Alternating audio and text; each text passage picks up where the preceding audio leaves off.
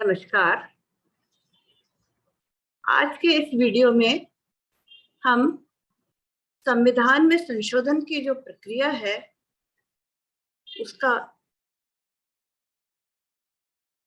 वर्णन करेंगे, उसको समझने की कोशिश करेंगे और साथ ही साथ विधि निर्माण की जो प्रक्रिया है उसको भी समझने की कोशिश करेंगे। तो सबसे पहले संविधान में संशोधन की जो प्रक्रिया है उसकी चर्चा करें।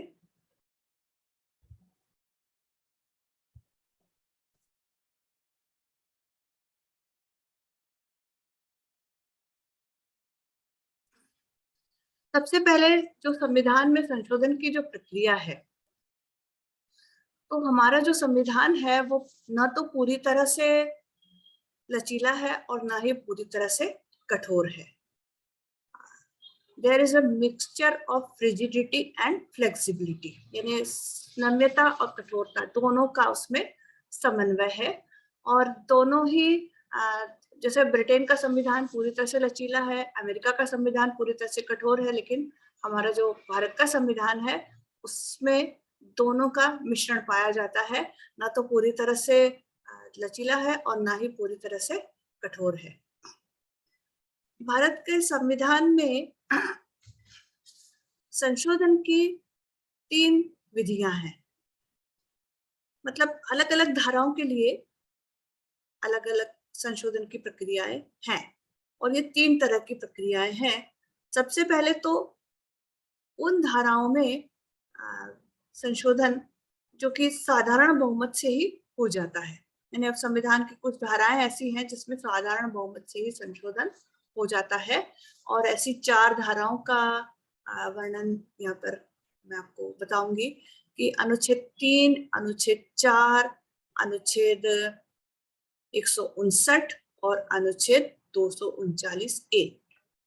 अनुच्छेद 3 और 4 जो है वो राज्यों की सीमाओं में परिवर्तन से संबंधित है।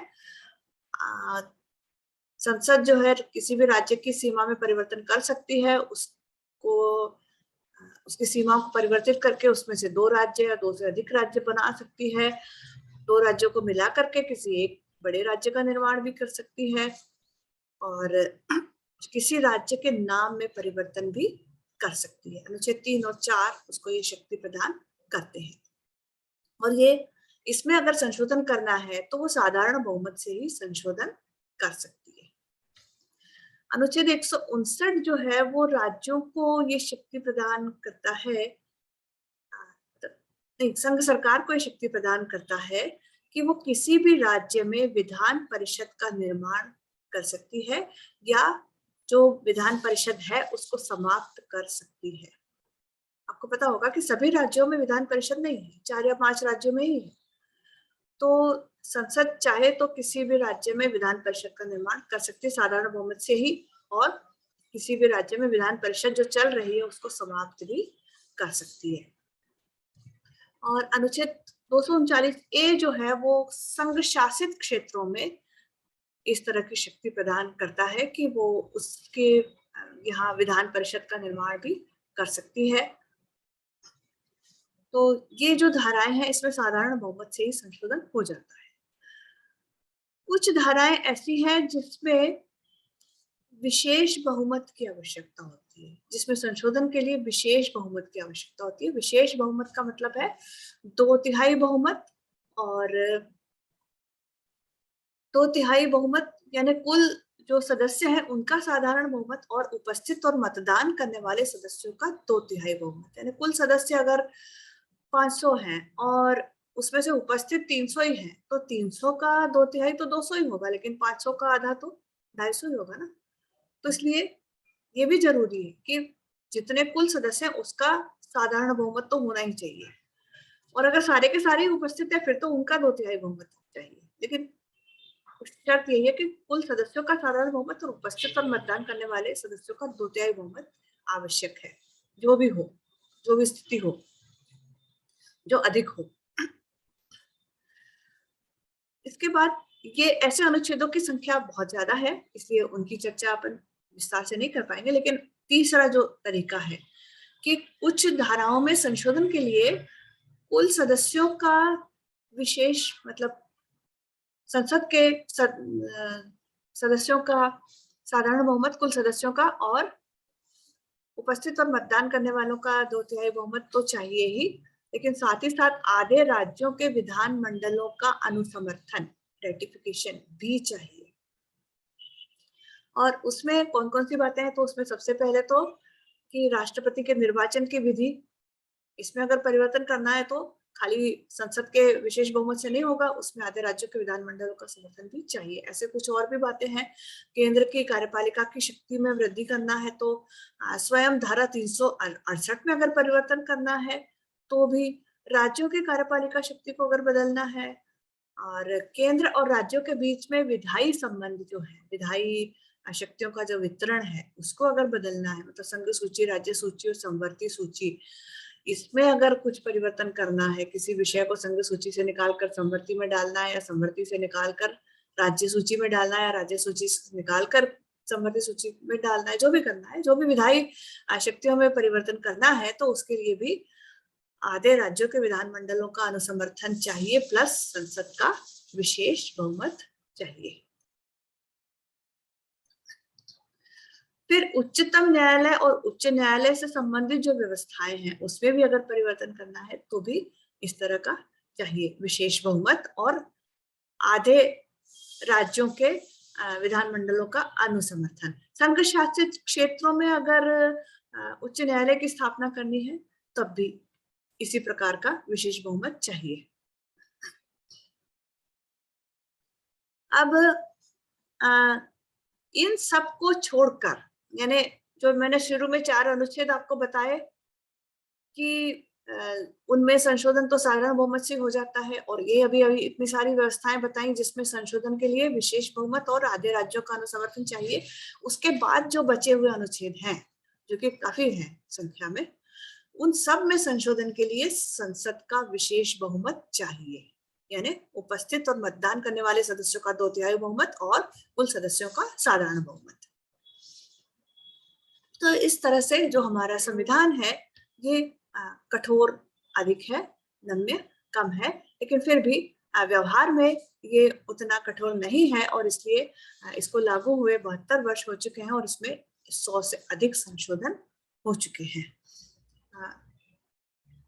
अब जो संसद है इसमें दोनों सदनों में ये जो संविधान संशोधन विधेयक है ये पास हो जाना चाहिए, और जो भी उसके लिए आवश्यक है, साधारण बहुमत आवश्यक है तो साधारण, और अगर विशेष बहुमत आवश्यक है तो विशेष, और अगर आधे राज्यों के विधानसभा का अनुसमर्थन भी आवश्यक है तो वो भी। ये सब होने के बाद राष्ट्रपति की स्वीकृति के लिए ये विधेयक जाता है। राष्ट्रपति के हस्ताक्षर जब तक इस पर नहीं होते तब तक वो संशोधन विधेयक पास नहीं माना जाता है।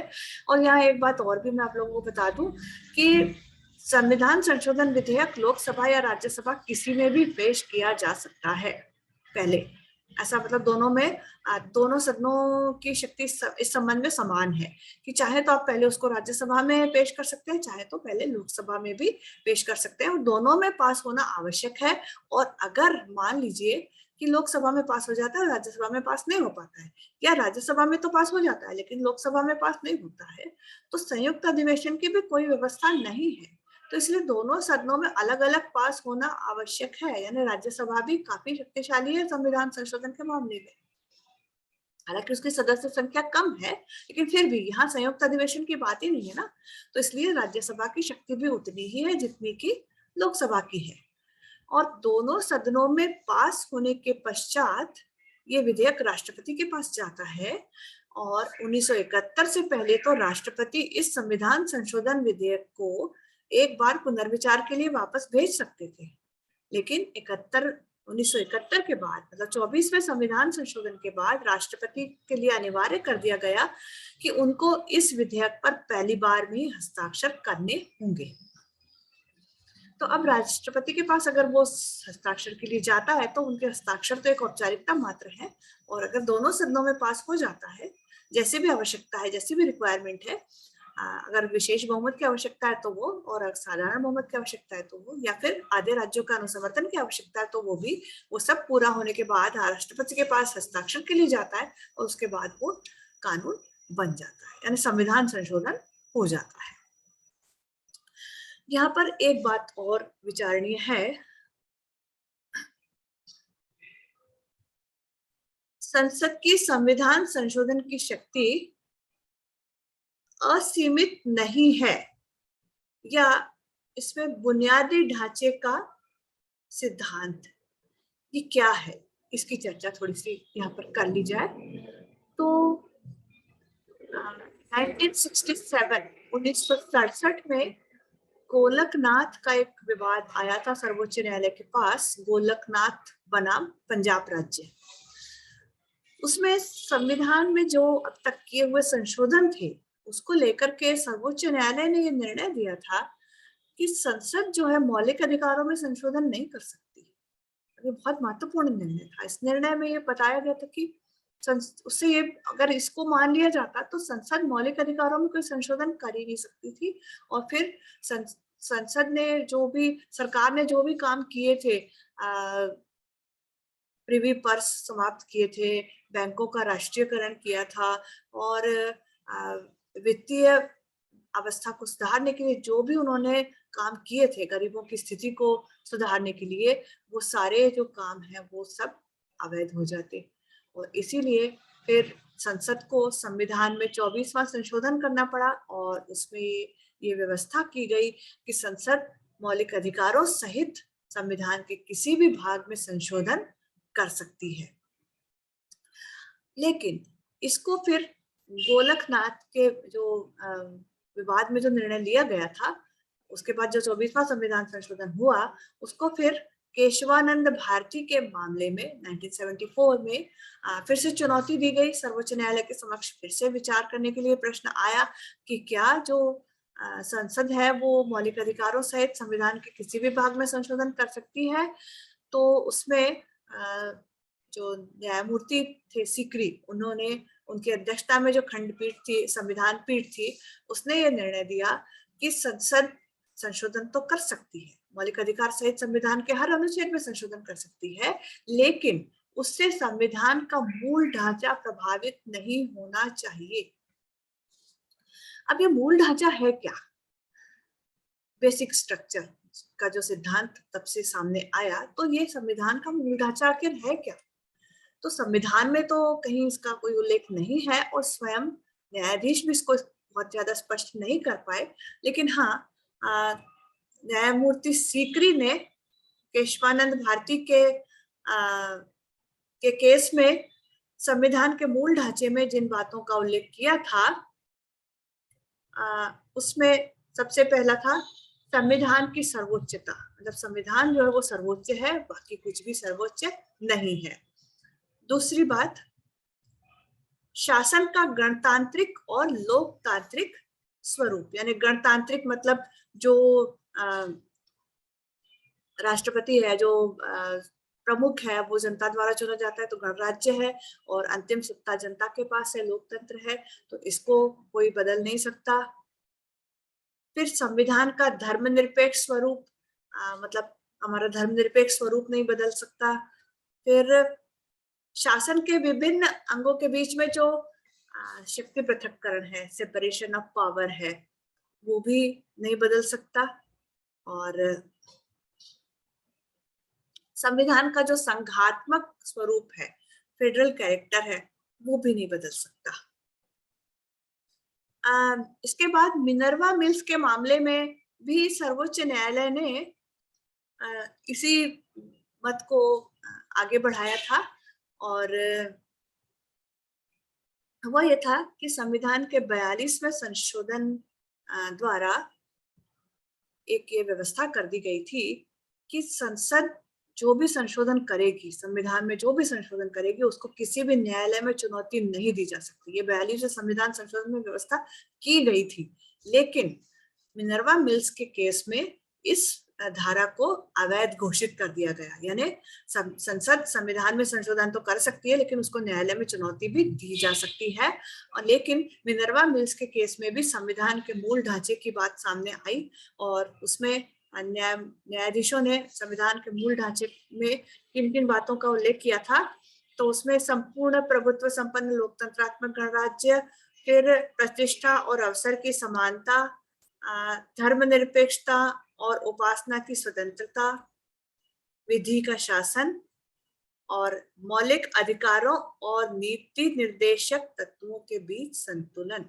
यानी अगर मौलिक अधिकार और नीति निर्देशक तत्वों के बीच में अगर कोई क्लैश आता है, यानी नीति निर्देशक तत्वों को क्रियान्वित करते समय किसी मौलिक अधिकार का हनन होता है, तो वहां एक संतुलन की स्थिति बनी रहे। ऐसा ना हो कि सिर्फ हम नीति निर्देशक तत्वों को क्रियान्वित करते रह जाए, मौलिक अधिकार पूरी तरह से समाप्त हो जाए, ऐसा नहीं होना चाहिए। या ऐसा भी नहीं होना चाहिए कि मौलिक अधिकारों को ही क्रियान्वित करते रह जाएं और नीति निर्देशक तत्वों को भूल जाएं। उन दोनों के बीच में एक संतुलन की स्थिति बनी रहना चाहिए। तो ये सब बातें हैं, लेकिन फिर भी ये बहुत ज्यादा स्पष्ट तो नहीं है कि संविधान का मूल ढांचा क्या है। तो ये तो था संविधान संशोधन की प्रक्रिया। अब हम बात करेंगे विधि निर्माण की प्रक्रिया। यानी संविधान जो होता है वो सर्वोच्च विधि है। संविधान में संशोधन के लिए भी कानून विधि यानी जो प्रारूप होता है उसको बिल कहते हैं, वो पेश किया जाता है और उसके 3 वाचन होते हैं और उसके बाद में ही वो संविधान संशोधन उस सदन में पास माना जाता है। और साधारण कानून के लिए भी वही 3 वाचन होते हैं। और तो वो 3 वाचन कैसे होते हैं, किस किस प्रकार से कानून बनाया जाता है, उसकी प्रक्रिया भी यहाँ समझ ली जाए। तो विधि निर्माण प्रक्रिया या लॉ मेकिंग जो प्रोसेस है, उसमें सबसे पहले विधेयकों के प्रकार क्या है, मतलब विधेयक कितने प्रकार के होते हैं। तो मोटे तौर पर विधेयक 2 प्रकार के होते हैं।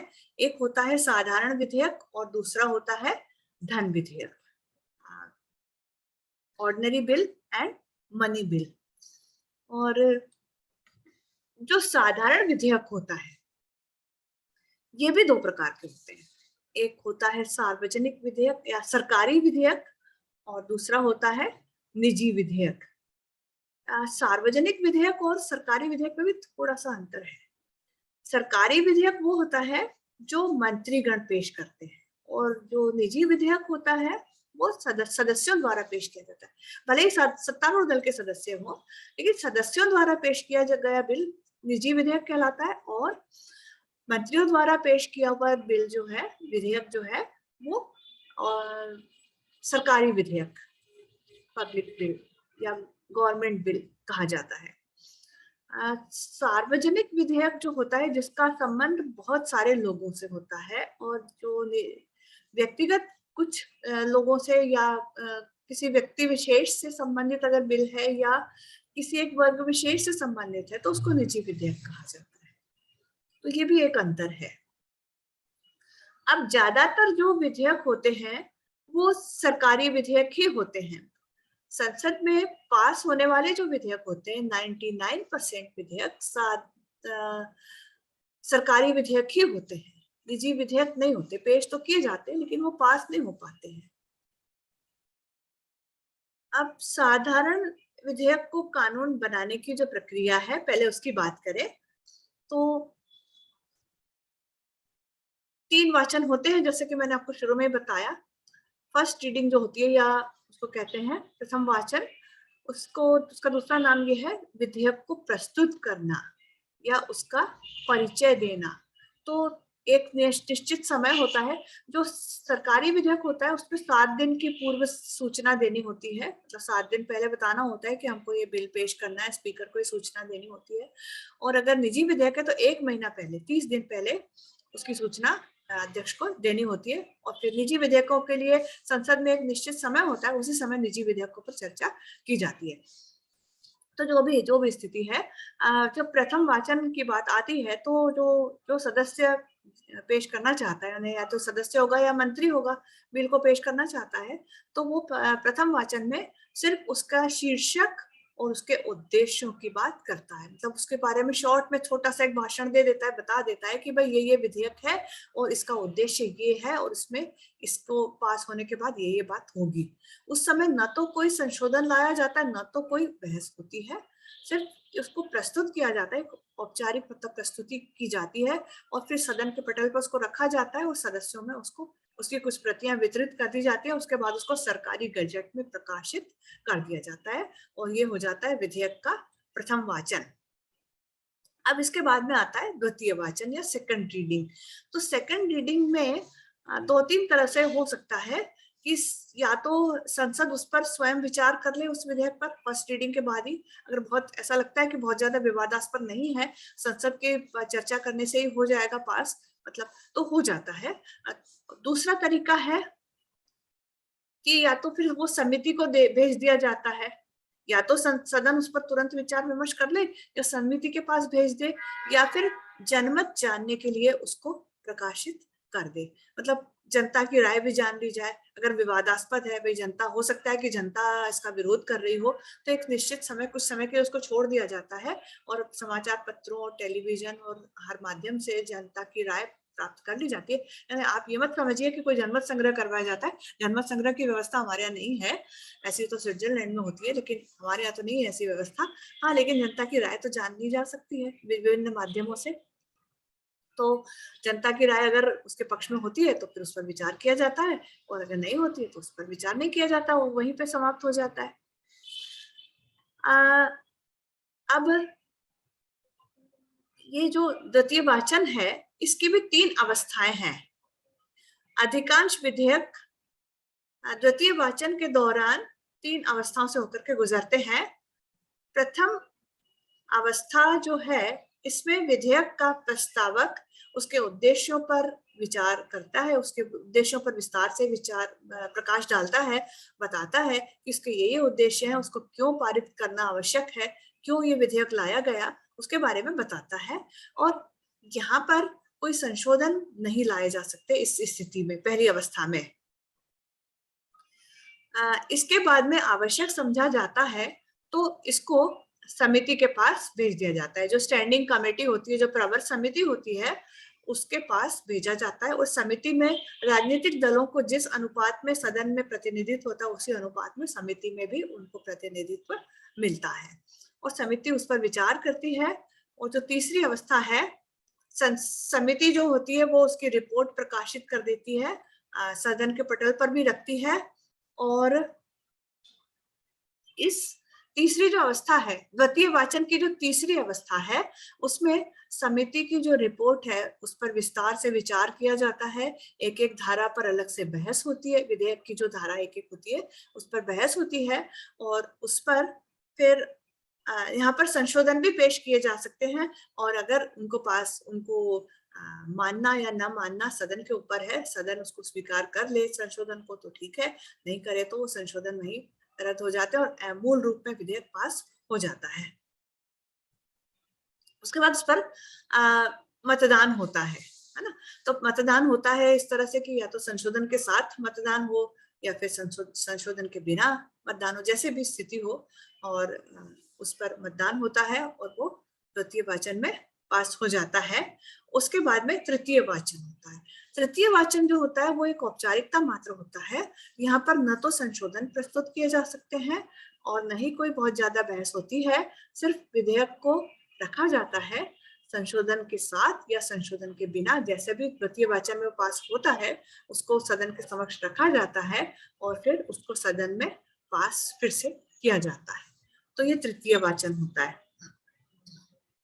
अब ऐसा ही कार्यवाही दूसरे सदन में भी होती है। एक सदन में पास हो गया, समझ लो पहले राज्यसभा में प्रस्तुत हुआ था, साधारण विधेयक राज्यसभा में भी लाया जा सकता है, लोकसभा में भी लाया जा सकता है। तो राज्यसभा में लाया गया, वहां तीनों वाचन हो गए, पास हो गया, उसके बाद लोकसभा में लाया जाएगा। या पहले लोकसभा में लाया गया, वहां तीनों वाचन हो गए, तो फिर राज्यसभा में लाया जाता है। वहां इसके तीनों वाचन इसी तरह से होते हैं, first reading, second reading and third reading. और उसके बाद में ये राष्ट्रपति के पास भेजा जाता है। लेकिन समझ लो कि एक सदन में पास हो गया और दूसरे सदन में पास नहीं हो पाया, या दोनों के बीच में मतभेद की स्थिति है, यानी पहले सदन ने तो पास कर दिया और दूसरे ने नहीं किया, तो पहले सदन ने जो दूसरे सदन ने जो संशोधन सुझाए थे उसको पहले सदन ने पास नहीं किया, तो फिर उसके संयुक्त अधिवेशन की व्यवस्था की जाती है। राष्ट्रपति संयुक्त अधिवेशन बुलाते हैं और संयुक्त अधिवेशन में उस बिल पर फिर से विचार होता है और उस पर मतदान होता है। और आपको ये पता ही होगा कि लोकसभा की सदस्य संख्या ज्यादा है, राज्यसभा की आधे से भी कम है, तो इसलिए मानी तो लोकसभा की बात जाती है। अगर लोकसभा सहमत है उस विधेयक को पास करने के लिए तो वो पास हो जाता है, और अगर लोकसभा सहमत नहीं है, सिर्फ राज्यसभा ही सहमत है, तो फिर वो पास नहीं हो पाता है और संयुक्त अधिवेशन की व्यवस्था की जाती है। और अभी तक हमारे इतिहास में 2 या 3 बार ही संयुक्त अधिवेशन बुलाया गया है। अब दोनों सदनों में पास होने के बाद या संयुक्त अधिवेशन में पास होने के बाद भी विधेयक तब तक कानून नहीं बनता जब तक कि राष्ट्रपति उस पर स्वीकृति प्रदान नहीं कर देते। तो राष्ट्रपति की स्वीकृति उस पर मिल जाने के बाद ही वो विधेयक कानून बन सकता है। राष्ट्रपति के पास ये विकल्प है कि वो चाहे तो विधेयक को अपने पास रख ले, ऐसा कि एक ही बार हुआ है, यानी जैल सिंह ने किया है, डाक विधेयक को अपने पास रखे रहे और सरकार ने उसको वापस बुलाया भी नहीं और वो पास नहीं हो पाया। लेकिन ऐसा बहुत कम होता है। होता यही है कि राष्ट्रपति या तो उस पर हस्ताक्षर कर देते हैं या उसको पुनर्विचार के लिए संसद के पास एक बार वापस भेज सकते हैं। पुनर्विचार के बाद अगर वो विधेयक दोनों सदनों में फिर से पास हो जाता है तो राष्ट्रपति फिर उस पर हस्ताक्षर कर ही देते हैं, मतलब उनको अनिवार्य है कि वो उस पर हस्ताक्षर कर ही दे, फिर वो उसको फिर से पुनर्विचार के लिए नहीं लौटा सकते। तो इस तरह से ये जो साधारण विधेयक है वो इस तरह से कानून बन जाता है। अब धन विधेयक की बात की जाए। धन विधेयक के पारित होने की जो प्रक्रिया है वो थोड़ी सी अलग है। धन विधेयक केवल लोकसभा में ही पेश किया जा सकता है। धन विधेयक को प्रस्तुत करने से पहले भी राष्ट्रपति की पूर्व अनुमति आवश्यक होती है, जो कि एक औपचारिकता होती है। राष्ट्रपति पूर्व अनुमति दे ही देते हैं, पर एक होती है ये अनिवार्यता कि राष्ट्रपति पूर्व अनुमति दें, उसके बाद ही धन विधेयक पेश किया जा सकता है। सबसे पहले लोकसभा में ही पेश किया जा सकता है। राज्यसभा में तो केवल उसको 14 दिनों तक ही रोक सकती है। 14 दिनों तक वो कोई भी संशोधन के साथ उसको वापस भेज सकती है, और नहीं भेजती तो फिर एज इट इज वो पास माना जाता है। अगर संशोधन के साथ भेजती है और संशोधन अगर लोकसभा को मान्य है तो उस संशोधन के साथ लोकसभा उसको पास कर देती है, और अगर नहीं उसको मान्य तो फिर वो राज्यसभा के द्वारा सुझाए हुए संशोधन के बिना भी उसको पास कर सकती है। यानी राज्यसभा की शक्ति धन विधेयक के संबंध में बहुत कम है। अब ये धन विधेयक होता किससे संबंधित है? किसी भी प्रकार का कर लगाना, उसमें छूट देना या उसको समाप्त करना। फिर भारत सरकार द्वारा उधार लेने के नियमों का निर्माण अगर करना है। फिर भारत की जो संचित निधि है या आकस्मिक निधि है, तो उसमें से धन निकालना या उसमें धन डालना, इससे संबंधित अगर कोई विधेयक है तो भी वो धन विधेयक है। किसी भी सरकारी हिसाब में रुपया वसूल करना या केंद्र या राज्य के हिसाब किताब की जांच पड़ताल। और ये तय कौन करेगा कि कोई भी विधेयक धन विधेयक है या नहीं है। अगर विवाद हो जाता है कि कुछ सदस्य कह रहे हैं कि ये तो धन विधेयक नहीं है और कुछ कह रहे हैं कि ये तो धन विधेयक है, अगर ऐसा कोई विवाद है या एक सदन कह रहा है कि तो धन विधेयक है और दूसरा कह रहा है कि नहीं है, तो ये तय कौन करेगा? तो ये तय करने का अधिकार लोकसभा के स्पीकर के पास, लोकसभा के अध्यक्ष के पास है। वो ये सर्टिफाई करता है कि कौन सा विधेयक धन विधेयक है और कौन सा विधेयक धन विधेयक नहीं है। अब धन विधेयक का संबंध बजट से भी है, तो बजट कैसे पास होता है उसकी भी चर्चा कर ली जाए अंत में तो बहुत सही होगा। तो बजट जो होता है वो सबसे पहले तो वित्त मंत्री के द्वारा बजट पेश किया जाता है। उसके पहले तक अभी कुछ वर्षों पहले तक तो 2 बजट होते थे, एक सामान्य बजट और दूसरा रेल बजट, लेकिन अब एक ही बजट पेश किया जाता है। पहले साधारण बजट वित्त मंत्री द्वारा पेश किया जाता था, रेल बजट रेल मंत्री द्वारा प्रस्तुत किया जाता था, लेकिन अब तो पूरा ही बजट वित्त मंत्री द्वारा प्रस्तुत किया जाता है फरवरी माह के पहली तारीख को। पहले शायद फरवरी माह के अंतिम दिनों में होता था, लेकिन उसमें क्या होता था कि सारा बजट पास होते होते अप्रैल मई हो जाता था और फिर तब तक खर्चा चलाने के लिए थोड़ी मुश्किल होती थी या फिर लेखा अनुदान मांगे पास करनी होती थी। लेकिन अब ऐसा होता है कि बजट 31 मार्च के पहले ही पास हो जाता है। संसद में पास होने के बिना उसको लागू नहीं किया जा सकता, तो इसलिए पहली फरवरी को ही वित्त मंत्री द्वारा बजट पेश कर दिया जाता है। उसके बाद कुछ दिनों के पश्चात उस पर एक साधारण बहस होती है, सामान्य चर्चा होती है बजट पर, सामान्य वाद विवाद होता है। उसके बाद में अनुदान मांगों पर मतदान होता है। अनुदान मांगे मतलब कि खर्च करने के लिए अलग अलग तरह की मांगे होती है ना, लेखा अनुदान मांगे होती हैं, पूरक अनुदान मांगे होती हैं, इस तरह से जो भी अनुदान मांगे होती हैं उन पर विचार किया जाता है, उन पर वोटिंग की जाती है, तो खर्चे को स्वीकृत किया जाता है। उसके बाद में विनियोग विधेयक होता है। विनियोग यानी जो सारी जो लेखा अनुदान मांगे हैं उनको सबको मिला करके एक विनियोग विधेयक बनाया दिया जाता है। सारे पूरे साल की जितनी भी खर्च की जो मांगे होती हैं उन सबको मिला करके एक विनियोग विधेयक बनाया जाता है, उसको पास किया जाता है, एप्रोप्रिएशन बिल्स को कहा जाता है। फिर वित्त विधेयक पेश किया जाता है। वित्त विधेयक में जो कर लगाना है, टैक्स लगाना है ना, मतलब आपने खर्चा तो स्वीकृत करा लिया पर वो खर्चे के लिए पैसा आएगा कहाँ से, तो टैक्स लगाए जाएंगे ना अलग अलग, तो विभिन्न जो कर होते हैं उनको मिला करके वित्त विधेयक पेश किया जाता है, तो उसको भी पास किया जाता है और तब जाकर के बजट पास होता है। तो ये तो सारी चर्चा थी कि किस तरह से संविधान में संशोधन होता है और किस तरह से विधि निर्माण की प्रक्रिया अपनाई जाती है, किस प्रकार से विधि निर्माण किया जाता है। तो मैं उम्मीद करती हूँ कि आप लोगों को समझ में आ गया होगा। मैं अपने इस चर्चा को यहीं समाप्त करती हूँ। धन्यवाद।